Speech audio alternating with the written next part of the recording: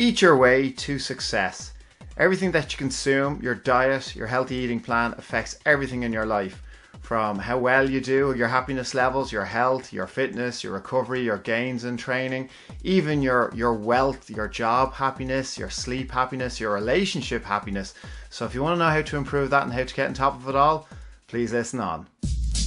Welcome to the Success Sensei podcast for anyone interested in success, happiness, and balance. We'll teach you how to be a black belt at life. And now, your host, former professional fighter, multiple world champion, entrepreneur, and investor, Robert Devan.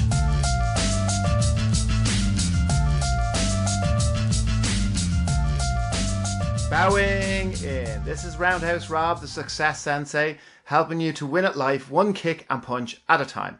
And today I'm talking about diet, healthy eating, but this one's entitled Eat Your Way to Success.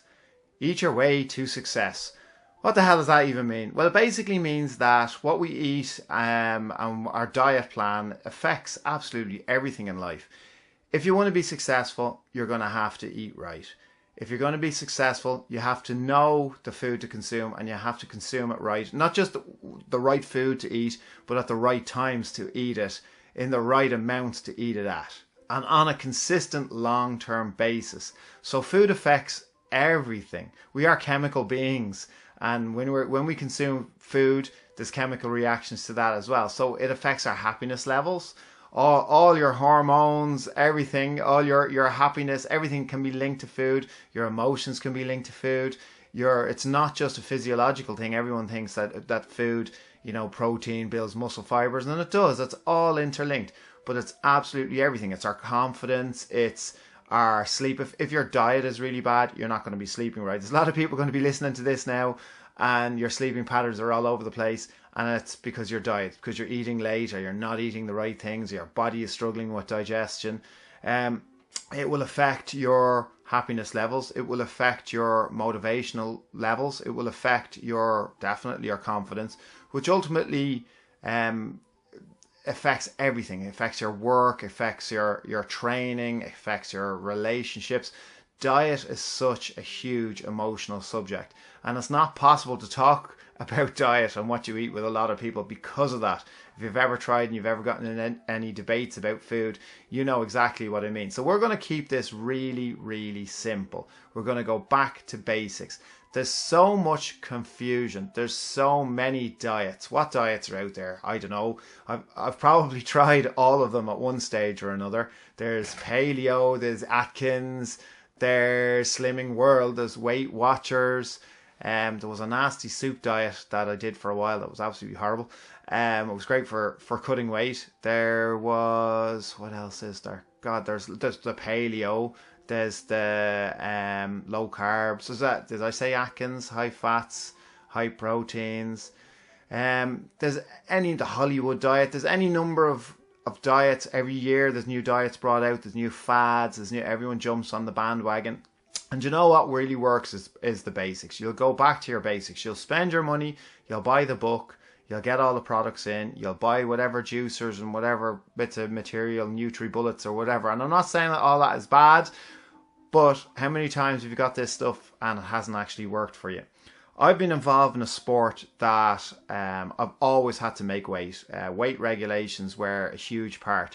And only when I was putting together a couple of points for, even though I'm going to go way off on my points, when I was putting together a few points for this particular podcast, I realized that I've actually been competing at the same weight category, or categories, the same weights basically since I was a teenager to my late 30s. I was in and around competing, and whether it was karate, kickboxing or MMA, I consistently competed at the same weight category.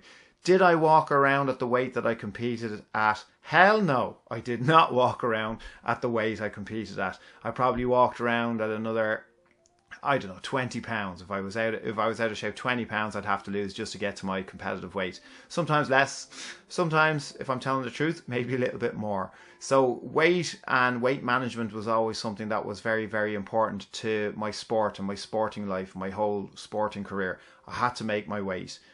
whether it was minus 84 kilos was generally my weight, which was hard enough for me when I could easily walk around at 90 or 95 kilos.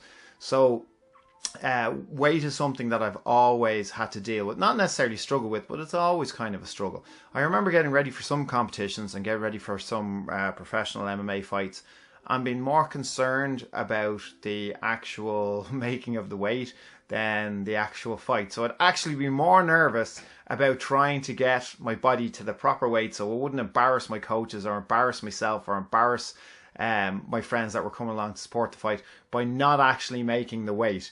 I would be more nervous about that than I would about my opponent, who obviously wanted to do as much harm to me as possible in the sporting sense. I would be more concerned and consumed with the actual weight, and I would be more excited about eating after making the weight than I would be about the fight or after the fight. I would be that starving and that hungry. So even from a fitness point of view, I've been involved in fitness and coaching and personal training and coaching MMA, kickboxing, karate for over 20-25 years. It's hard to tell at this stage. I don't think I want to count up the years, but I've been involved in it for a long time, and I've trained people in healthy eating, obviously, and and myself. Besides the actual competing, I wasn't competing every month, so I mean, I'd like to keep myself fit, and I'd like to eat the right things. And I would always, like everybody, I've tried a lot of things. A lot of things have been popular. I've tried a lot of things throughout the years. But I always go back to the basics. And the basics are really basic. But I am very surprised on a regular basis about the amount of clients and students I have that actually don't have any basis to start. And that's fine. If you lack of information, that's no problem at all. You can get that information. And a lot of people can really, really struggle. The motivational side of things as well, and the confusion of all of these products to try and to be thinking about and in their mind, and basically setting yourself up for failure.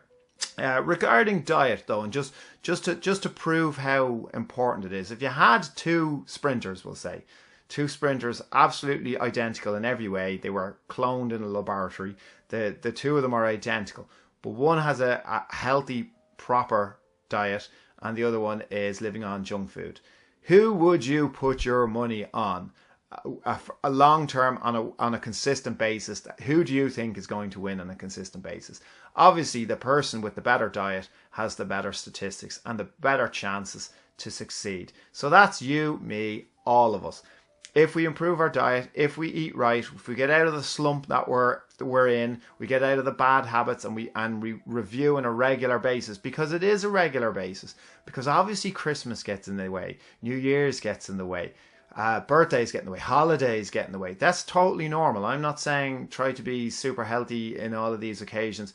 It's very important that you actually live your life as well, and that you're not totally strict 365 days a year. Show me somebody who is in tip-top condition around the end of December, and I will show you somebody that has had a miserable Christmas, because it's not normal. You can't be low body fat percentage, you can't be in peak condition and still actually fully enjoy and immerse yourself in whatever festivities are in your life. So that's a very, very important balance. And no matter where you're coming from, no matter how much weight you have on, no matter how unfit you feel, everything that you do will add up. So it does make a difference. You can make a difference. It doesn't matter where you're starting from. If you feel overwhelmed and you feel disheartened, you need to keep it simple. And you need to go back to the basics and stop trying to confuse yourselves. So, very first thing is what to drink. Well, water. Water, water, water, more water. What we do is we drink when we feel thirsty. Wrong. That is totally wrong. Thirst is one of the final indicators of dehydration. So you're meant to constantly be sipping away at water. I mean, we're very privileged to be living in the first world where we have access to drinking water all the time. You need to be availing of that to keep your weight and your body healthy. So be sipping, don't be waiting to get thirsty. Don't be consuming all kind of dehydration drinks like coffee, like alcohol. Come back to alcohol, tea. Water is still the best. Fruit juices, yeah, but I mean, eating the fruit's better because of the fiber, and it makes it. It sounds complicated throwing around terminology like low glycemic index and stuff like that. And basically, all that means is the fiber in the fruit helps you reduce the insulin spike from the fruit sugar. So basically means eating the fruit's better than drinking, concentrated fruit juice. So the juice of loads of fruit in a glass, like orange juice, for example, is there's a lot of sugar in it. Yeah, it's fructose, it's fruit sugar, so it's not as bad as sucrose or table sugar, but it's pretty much equivalent anyway. It's a simple single chain sugar. So you'd be better off eating the fruit. So again, just water. Just drink water. That's the best thing for you constantly. Make sure you're drinking water throughout the day, sipping away, not waiting for yourself to be thirsty. How much water should you drink? I mean, everybody argues and disagrees, and generally, 2 liters a day. When we were training and we were coming up to fights, we were told you had to drink a gallon a day. So 4 liters basically a day was what we were expected to be consuming. Yeah, you'd be going to the toilet quite often, but you'd also be, with the amount of training that we were doing at the time, two sessions a day or 3 sessions a day or 4 sessions a day, you'd be sweating a lot of it out. So you actually needed to drink a lot. So yeah, generally 2, and if you can drink any more than 2 liters a day, you're absolutely flying. So from when you wake up in the morning, get your water. Don't wait to be thirsty. Now, before I hit the alcohol, back to coffee. Right, coffee.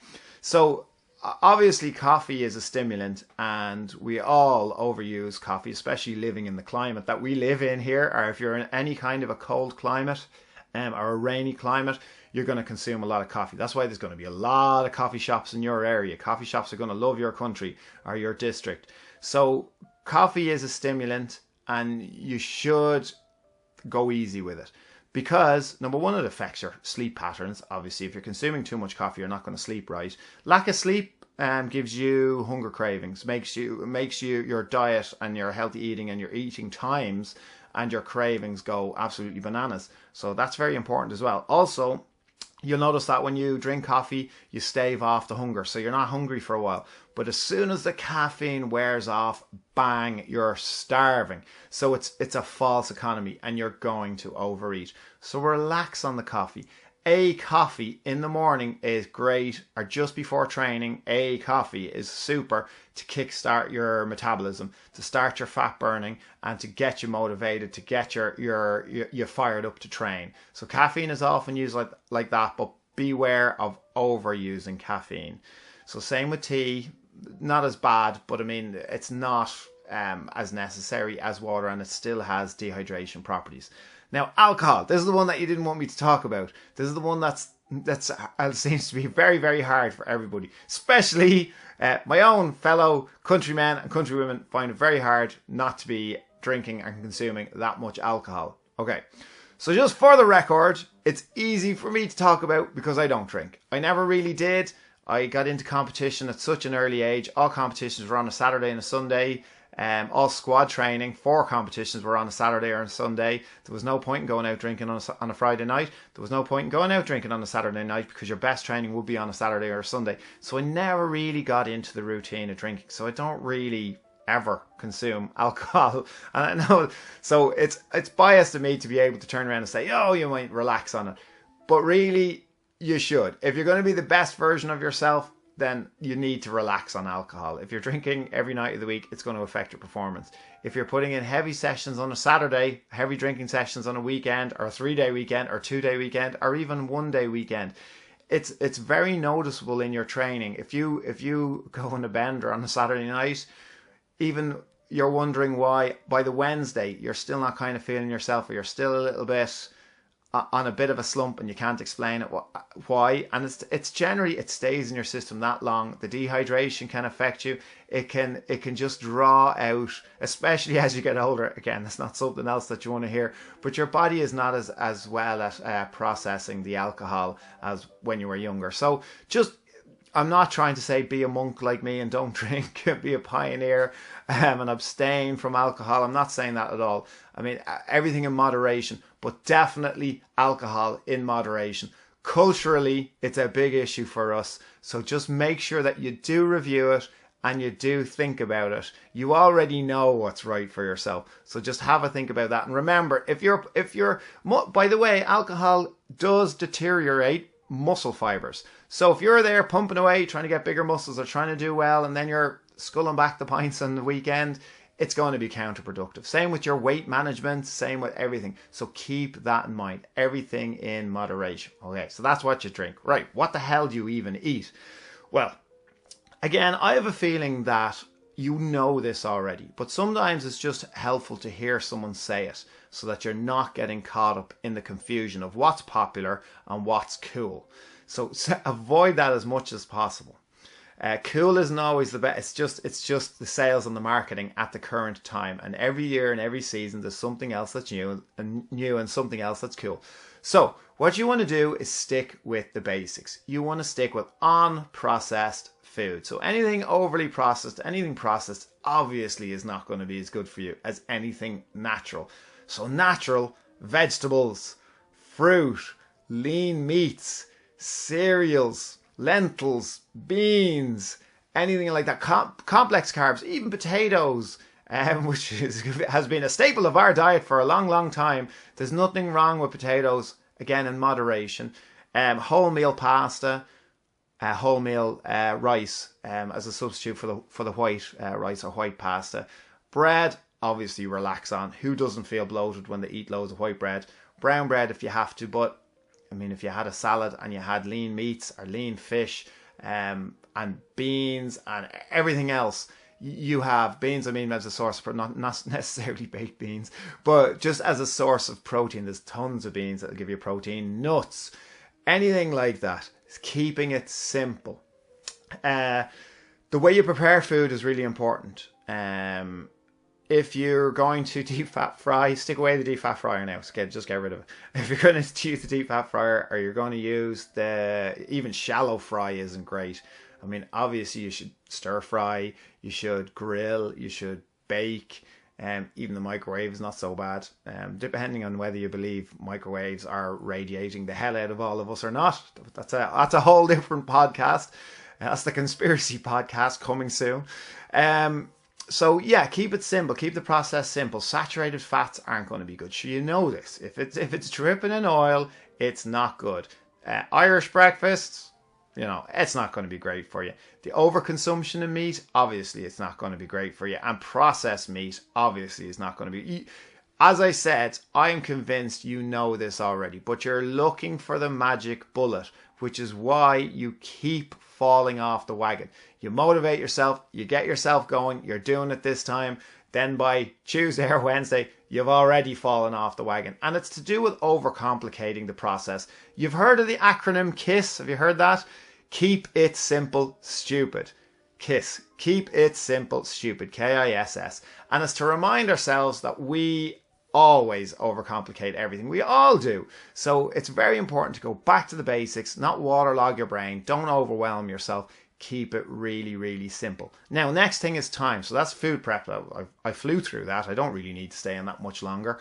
You're going to save money by not going out to all these junk food places as well. So you should be preparing more food at home. You should be bringing lunch to work or lunch to training or something to eat to stave off the hunger pangs or the hunger pains, so that as soon as you finish training, if you can get something, couple of pieces of fruit into your gob before you leave it too long, before you're passing that shop or that grocery, or well, not grocery, because you'd be doing okay there, before the supermarket, before you start passing the supermarket and going into the baked goods section and smelling all those smells because you're starving after training, if you get something in, it buys you enough time to get home without purchasing stuff that you don't need, that's going to undo all the good work that you've done. So keeping yourself kind of full and knowing the moments to have your stuff, yogurts are handy for that, knowing the time to have your stuff ready and prepared helps eliminate any overconsumption of junk food, and saves you a few quid as well. So make sure you prep your food, but the times are really, really important. So you should be having, what do we do right now? Well, when you're on a bad cycle, you have no breakfast, you have probably a decent sized lunch. You might go get yourself a builder's breakfast roll, and then in the evening you're starving, and you get your pizza and chips at 11 o'clock at night right before you go to sleep, and whatever dessert and whatever chocolate and whatever sugar drinks along the way as well. And that's the worst eating pattern. So what we're going to try to do is reverse it. You are meant to have your largest meal of the day as breakfast. That should be your largest meal of the day. Lunch should be the second largest meal of the day, and your dinner, your evening meal, should be the smallest meal of the day. So that's the way it's meant to work, so that when you're asleep, your body isn't trying to digest food. Most of your calories, your main calories, were consumed early in the day, so that you had the whole day to burn those off. You had the whole day to use up all the calories, so they weren't sitting in your digestive system late at night before you went to bed. If you can't quite stomach eating a huge breakfast in the morning, a lot of people say that to me. They say, I can't do that. And I can be a little bit like that myself, to be honest. So you can try to have a decent enough breakfast and make lunch your larger meal of the day, and still try to consume less in the evening. And if you do consume a large lunch, you generally don't want to eat as much in the evening.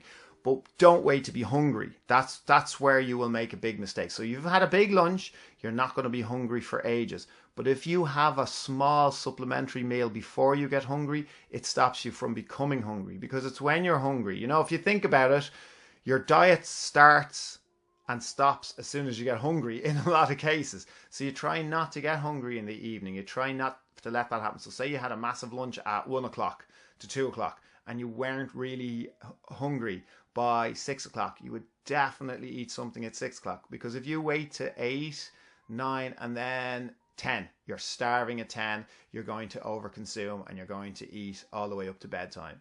So what you try to do is you would have something at 6 o'clock earlier on, after having that large lunch, to try to stave off any kind of cravings later on in the evening. So if you can't manage a massive breakfast, or breakfast as your largest meal, have it as much as you can and eat a large lunch. Cheating, by the way, say if you were to fall off the wagon a little bit, it would be better that you did it earlier on in the day than later in the evening. So if you were going to have chips or pizza or whatever your particular craving or cheat meal is, if you were to have that earlier in the day, you have better chances of it not fluctuating your weight all over the place than if you have it in the evening, because you have more opportunity to burn it off. So meals earlier in the day should be where most of your calories are consumed. I'm convinced we all have this information in us already. I'm convinced that we're just consumers. We get caught up in misinformation. We get caught up in fads. We get really bad cravings. We have the opportunity to buy junk food cheaper than ever, more readily available than ever. But I'm convinced that we all already know. Besides, you don't have to have a degree in nutrition. I'm convinced that everybody already knows what you should be eating and what you shouldn't be eating, and what negatively affects your body and what positively affects your body, that you feel good about things. I'm convinced of that. It's already in you. You can do it. If you've been struggling with your weight, if you've been struggling with recovery or joint stiffness, or any ailments to do with training, or not getting the most benefits from your training, or not building the muscle that you wanted to do, visit your diet. Visit your sleep patterns as well. But 100% eat your way to success. Look at your diet structure. Figure that out first. Make it really, really simple. You can do it, and every single meal does count. So you might say to yourself, you know, I was healthy for breakfast, I was healthy for lunch, you know, I screwed up dinner, so now there's no point for the rest of the week. There is a point. You did well for the breakfast, you did well for the lunch. So that's one screw up. Go back to it. Everything counts. It's very easy. We've all got into the pattern of saying, oh, well, you know, I've already had a chocolate bar in between breakfast and lunch. Whatever that time is called, 11s, I think the hobbits call it. You've already had a chocolate bar, so you go, I may as well should just give up then for the rest of the day. No, every meal, every positive decision, unfortunately, it is a process that's made every day. Every time you decide what to eat, it's a decision, good or bad. Do you go more often with good, or do you go off more often with bad? This is a long-term thing. It's not a daily thing. It's not. I know I've used the word diet all the time, and lots of people hate diet. and they'll be saying to me they don't believe in diets and diets are bad. It's healthy eating plans. Yeah, obviously healthy eating plans. I'm just saying diet because it's the handiest word to use, but it's the same thing. A consistent healthy eating lifelong program. That's exactly what you need to be able to make it sustainable. So if you're struggling and you're going, I haven't a breeze where to start, there's 3 simple points. I'm going to leave you with these 3 points. If all you do is this, you're going to be definitely on the bandwagon, and don't fall off the bandwagon. And you can add more on and make it a little bit stricter and more complicated as you go on. But the 3 that you need are this. Number 1, drink loads of water. Drink plenty of water. Non-stop sipping water throughout the day. You're not consuming enough water. Make sure. We're predominantly made of water. Make sure you're consuming more water. So that's number 1. And number 2 is try to eat your larger meals earlier in the day. Consume most of your calories earlier in the day, not later in the day. Your larger meals earlier in the day to give your body the chances to burn it off later on. That's even besides what you eat. Don't worry about that yet. Just eat most of your calories earlier in the day. You can worry about that the next stage. We're doing 3 steps. Water, eat larger meals earlier on, smaller meals in the evening. Number 3, don't eat 4 hours before going to bed. It can be 5 or 6 hours if you're feeling mentally and physically strong enough and emotionally ready and motivated to do it. Leave it longer time before going to bed, but definitely not 4 hours before going to bed. Get rid of late night eating. If you just go with those 3 points, will I say them again? Right, water, loads of water, eat larger meals earlier on in the day, and don't eat 4 hours before going to bed. Just those 3 are going to start helping you to clean up your diet. Then you can start looking at portion size throughout all your meals, and then you can start being a little bit stricter with what you eat and consuming better calories and more unprocessed stuff, and cutting out all salt altogether and all sugar altogether, and adding it on once you have that initial basic framework. Now that gives you the opportunity to start off now, so you don't have to be procrastinating, you don't have to be making excuses, you definitely can do it, and I would absolutely love to hear how you're getting on. So send me a message anytime and I'd love to hear it. And make sure you click like, you subscribe, or you comment. We'd love to hear your feedback. Thank you for listening. I'm Roundhouse Rob, the Success Sensei. Life is a fight you can win and enjoy. Bowing out. This has been the Success Sensei, fighting the winning fight. So add us, subscribe, like, and comment. Keep those hands up and keep moving forward.